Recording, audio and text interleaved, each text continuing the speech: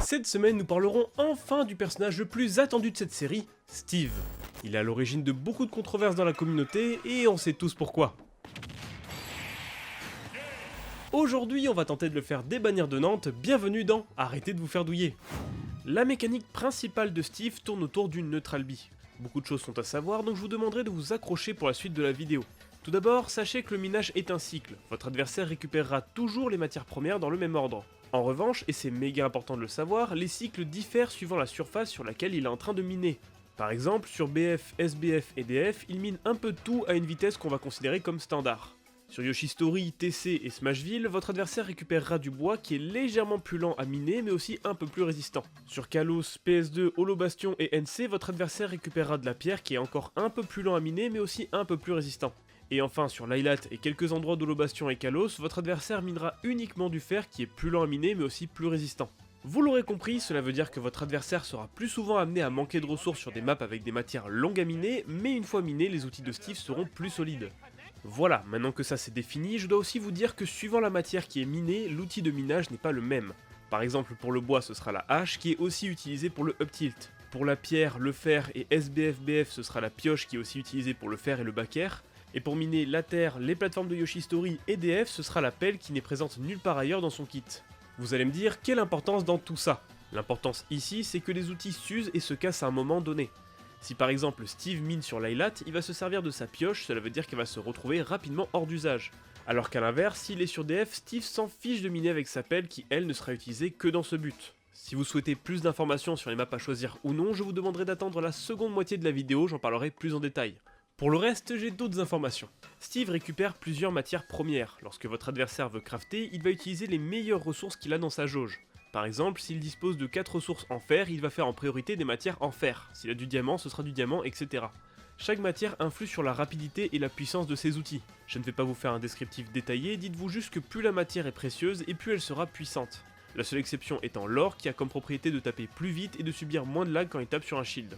Hormis ça, il n'y a que deux matières qui sortent réellement du lot, l'or et le diamant. Les deux seront disposés à droite de la jauge et lorsque ce dernier en a en sa possession, il les garde même s'il meurt. Par contre, s'il décide de crafter une arme avec et qu'il meurt ensuite, il ne récupère rien à la vie suivante.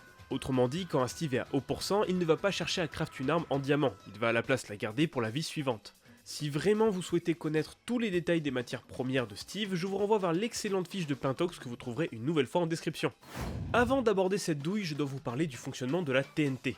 La TNT a deux types de fonctionnement. L'une sans plaque de pression, c'est quand Steve par exemple la crée en l'air, et l'autre avec la plaque de pression, c'est quand Steve la fait au sol. D'ailleurs, s'il a fait une TNT en l'air, il peut quand même rajouter la plaque de pression après. Lorsque cette plaque est présente, l'explosion vous fera plus de dégâts et aura légèrement plus de portée. En plus de ça, la TNT avec la plaque de pression possède une hitbox supplémentaire au sol. Cette dernière est dangereuse car elle vous touchera si vous tentez de roll ou si vous restez trop longtemps au ledge. Un autre détail super important à savoir sur cette plaque, c'est que vous ne pouvez pas dash shield sur elle. Je répète, si vous tentez de shield en activant la plaque, votre shield ne sortira pas et vous prendrez l'explosion tout seul. Par contre, et c'est sa seule exception, vous pouvez remonter et spot dodge dessus quand vous êtes au ledge. Me demandez pas pourquoi, j'en sais pas plus. Maintenant qu'on a abordé son fonctionnement, on peut parler de ses setups.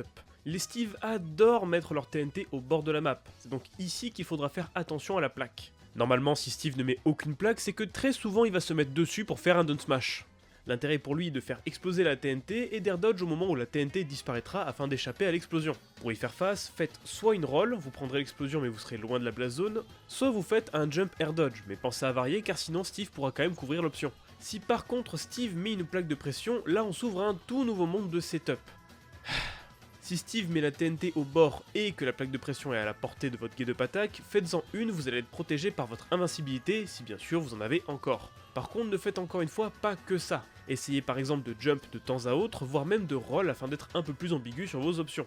Si par contre Steve le met au bord et se met plus loin, vous allez devoir deviner si votre adversaire voudra utiliser son up smash ou son down smash pour l'activer. Si c'est le up, vous allez devoir faire attention à ne pas jump in, si c'est le down, vous allez devoir faire attention à ne pas roll.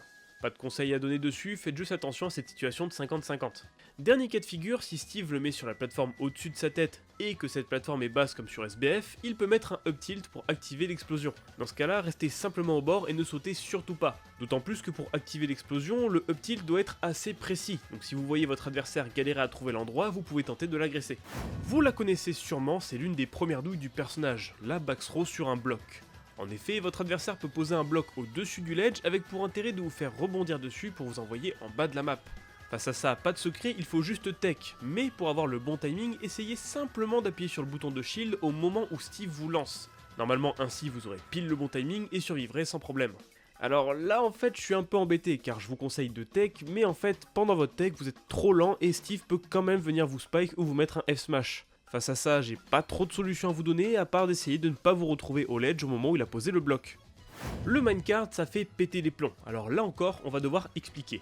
Déjà le kart a un nombre de PV qui s'élève à 8,4% lorsqu'il apparaît. Par contre, au départ du coup, il ne peut pas se casser, mais prendra quand même les dégâts. Cela veut dire que si vous le tapez avec un coup puissant, sa vie descendra jusqu'à 0,1%, mais le kart sera toujours présent.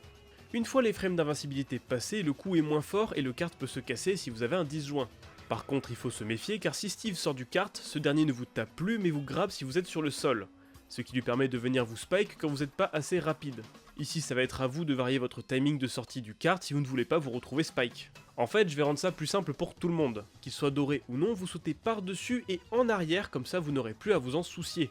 Sinon, vous pouvez faire une roll-in pour passer derrière le kart si jamais votre adversaire a remarqué que vous sautiez tout le temps. Un autre mix-up qui peut être un peu inquiétant, c'est que Steve peut reprendre son kart qui s'est arrêté. Ainsi il pourra le réutiliser et vous le renvoyer dessus, donc là encore faites attention et passez par-dessus. Il faut maintenant aborder le cas de l'enclume. Le donner de Steve est une enclume qui, non content de taper super fort, est un move qui vous shield break si jamais vous prenez les 2 hits. Pour que le setup shield break fonctionne, il faut que vous preniez l'enclume pendant sa retombée et son impact au sol. Ainsi, si vous n'avez pas de bloc collé à vous, vous ne craignez rien. Vous vous devez de respecter le up tilt de Steve quand ce dernier tape votre shield. La plupart des gens essayent bêtement de punir cette option, mais finalement se font embarquer dans un combo dévastateur de Steve. En réalité, soit vous avez un excellent out of shield comme par exemple Game & Watch ou Ike, soit vous respectez avec par exemple une roll. Par contre ne faites pas que ça, sinon votre adversaire va se dire que c'est free pressure pour lui et il va pouvoir en abuser. La seule situation à se méfier, c'est quand vous serez corner. Ici vous pouvez soit tenter de roll-in, soit tenter de faire un pari. Bien sûr les deux options sont punissables, ce sera à vous de jouer sur l'ambiguïté afin que votre adversaire ne vous chope pas. Il faut voir Steve comme une évaluation constante de votre connaissance du match-up. Comme je sais que les douilles ne sont pas tout, je vais vous donner d'autres informations qui seront utiles pour le contrer. S'il vous plaît, arrêtez de sauter bêtement au-dessus des murs de Steve. Ils le savent, ils l'ont construit dans ce but-là. À la place, c'est à vous de provoquer l'erreur de votre adversaire. Par exemple, si vous voyez qu'il aime couvrir avec un up smash, faites simplement un jump air dodge. Vu que le smash est laggy, vous aurez le temps de le punir. Si à la place votre adversaire préfère mettre un F smash à travers les blocs, faites des va-et-vient et punissez son option. J'ajouterai qu'à partir du moment où vous cassez le bloc du bas, vous pourrez passer à travers le mur, et ce, peu importe la taille de votre personnage. Maintenant, à vous d'en tirer parti et essayer de mettre la pression juste sur votre positionnement. Ne donnez jamais l'opportunité à votre adversaire d'avoir le diamant. Avoir le diamant pour lui, c'est se garantir de taper plus fort, ce qui peut être compliqué au moment de conclure la game. Je ne vous dis pas non plus de lui rusher la tête bêtement, mais soyez juste assez proche de lui pour qu'il ne puisse pas crafter sans risque. D'ailleurs, lorsqu'un Steve respawn, vous pouvez le pousser en lui courant dessus. Ça l'empêchera de crafter et vous ne prendrez que peu de risques car il sera sans outil puissant. La table de craft consomme des ressources. Quand vous la cassez, non seulement il est obligé d'en recréer une et de revenir dessus pour craft, mais en plus ça lui prend des ressources. Si vous avez déjà vu des Steve rester au ledge pendant 15 ans, eh bien casser sa table ça lui empêchera de camper. Il y a 3 manières de faire disparaître un bloc. Naturellement tout seul avec le temps, en leur mettant des coups dessus assez forts, ou alors en sautant en dessous un peu à la manière d'un jeu Mario Bros. Cette dernière particularité fait que des recoveries sans hit comme celle de villageois pourront ignorer les blocs au ledge et remonter en sérénité. Par contre, renseignez-vous pour votre personnage, je sais que par exemple les TP seront bloqués et tomberont. Je ne sais pas trop pourquoi, ça a l'air d'être un bug, mais lorsque vous tapez le shield de Steve, ce dernier n'est plus en capacité de l'orienter pour éviter les shield poke. Ça peut être vraiment utile, notamment pour percer la défense d'un Steve avec vos attaques les plus fines. Ça a réellement l'air d'un oubli des développeurs, donc peut-être qu'à l'avenir cette information ne sera plus valable.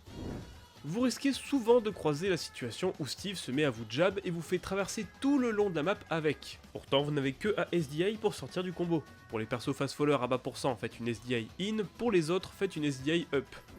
Je vais aller droit au but, essayez de jouer sur Yoshi ou NC. Ce seront les maps les moins exploitables pour Steve en termes de ressources. Vu qu'elles risquent d'être bannies, je vous recommande au moins de ne pas jouer sur SBF, BF, FD ou TC car elles seront à l'inverse beaucoup plus intéressantes pour lui pour les setups ou encore une fois pour les ressources. Sinon, Lylat et Smashville peuvent être bien, mais ça va dépendre de votre personnage. À vous de regarder ce qui est le plus profitable pour vous. Je n'ai pas tout à fait fini de vous parler de la TNT, alors on va revenir dessus très brièvement. La TNT a 24% de vie. Lorsque vous lui infligez ce nombre de dégâts, elle explosera. Pour vous donner un exemple, un S-Mage de Steve avec une épée en diamant la fera exploser en l'air, ce qui peut catch votre saut. Une autre particularité, c'est que la TNT subit le double de dégâts si vous l'attaquez avec du feu. Maintenant que vous savez ça, je dois également vous dire que si la TNT explose à cause des dégâts ou du temps, elle fera beaucoup moins mal que si elle est activée par la plaque. Pas de gros conseils à vous donner là encore, mais ce sera à vous de décider si oui ou non vous devez attaquer la TNT. Comme d'habitude, je vous rappelle que ce n'est pas parce que vous avez vu cette vidéo que vous allez pouvoir battre tous les Steve que vous croiserez en tournoi. Le perso demande vraiment beaucoup de connaissances, alors je vous conseillerais de rejoindre le Steve Camp que je laisse bien évidemment en description. Un giga merci à Katassian, Tropt, H, Skylost, Gogesta et le reste du Steve Camp pour l'aide lors de l'écriture de cette vidéo. Également, j'aimerais vous remercier du fond du cœur car si cette vidéo est sortie, c'est qu'on a atteint le palier des 10 000 abonnés. Je sais que pour beaucoup ça représente quasiment rien, mais en vrai ça fait vraiment super plaisir de voir qu'on est autant suivi sur YouTube. Bref, si cette vidéo vous a plu, n'hésitez pas à me suivre sur YouTube ainsi que sur Twitter, comme ça vous ne louperez rien des prochaines vidéos. Quant à moi, je pense que j'ai tout dit, je vous dis donc à la semaine prochaine. Salut!